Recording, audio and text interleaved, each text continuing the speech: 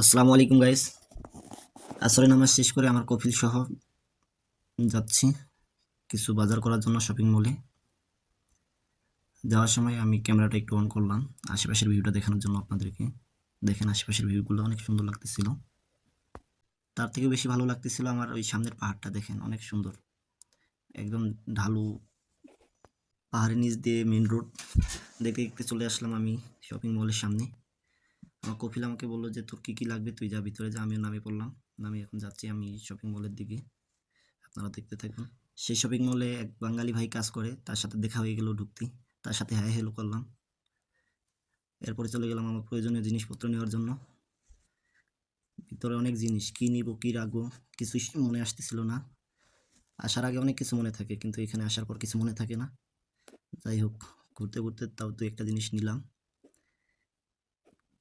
কি আর বলবো ভাই, জিনিসপত্রের যে দাম। প্রয়োজনীয় জিনিসপত্র নেওয়া শেষ। ভিডিওটা দেখার জন্য সবাইকে ধন্যবাদ।